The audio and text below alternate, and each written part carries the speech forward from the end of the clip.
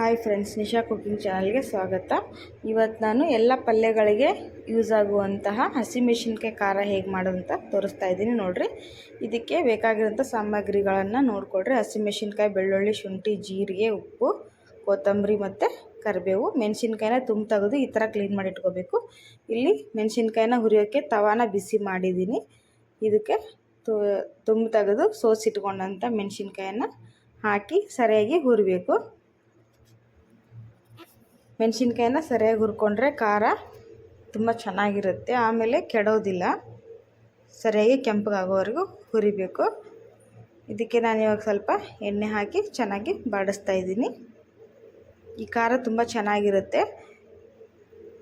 ಎಲ್ಲ ಅಡುಗೆಗಳಿಗೆ, ಪಲ್ಯಗಳಿಗೆ ಈಸಿಯಾಗಿ ನಾವು ಇದನ್ನು ಹಾಕ್ಬೋದು. ಇದನ್ನು ಮಾಡಿಟ್ಕೊಂಡ್ರೆ ಎಲ್ಲ ಪಲ್ಯಗಳಿಗೂ ನಾವು ಬೇಗನೆ ಮಾಡ್ಕೋಬೋದು. ಇದನ್ನು ಹಾಕಿ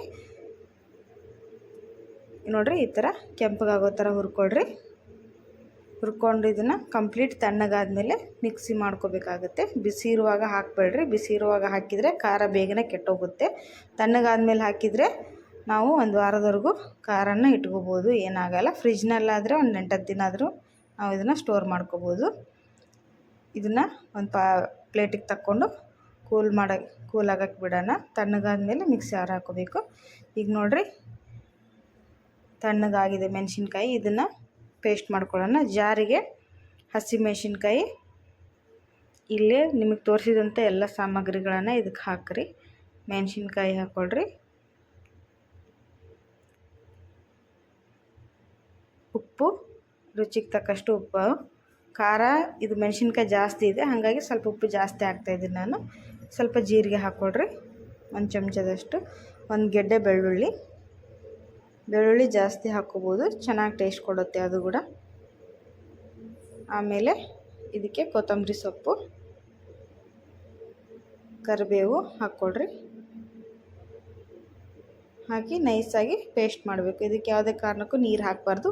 ಈಗ ತೊಗೊಂಡಂಥ 1 ಇಂಚು ಶುಂಠಿನ ಹಾಕ್ತಾಯಿದ್ದೀನಿ, ಹಸಿ ಅಲ್ಲ. ಹಾಕಿ ನೀರು ಹಾಕ್ದೇ ನೈಸಾಗಿ ಪೇಸ್ಟ್ ಮಾಡಿರಿ. ಇದು ಖಾರ ತುಂಬ ಚೆನ್ನಾಗಿರುತ್ತೆ, ನಿಮಗೂ ಇಷ್ಟ ಆಗುತ್ತೆ ಅಂತ ತಿಳ್ಕೊಂಡಿದ್ದೀನಿ. ಈ ರೆಸಿಪಿ ಇಷ್ಟ ಆದರೆ ನಮ್ಮ ಚಾನಲ್ಗೆ ಸಬ್ಸ್ಕ್ರೈಬ್ ಮಾಡಿರಿ, ಬೆಲ್ ಐಕನನ್ನು ಪ್ರೆಸ್ ಮಾಡಿರಿ. ಆಮೇಲೆ ನಿಮ್ಮ ಫ್ಯಾಮಿಲಿ ಫ್ರೆಂಡ್ಸ್ ಜೊತೆಗೆ ಈ ರೆಸಿಪಿನ ಶೇರ್ ಮಾಡಿಕೊಡ್ರಿ. ನೋಡಿರಿ, ಈ ಥರ ನೈಸಾಗಿ ಪೇಸ್ಟ್ ಆಗಿದೆ. ನೋಡಿ ಫ್ರೆಂಡ್ಸ್, ಯಾವ ಥರ ರೆಡಿಯಾಗಿದೆ ಅಂಥೇಳಿ.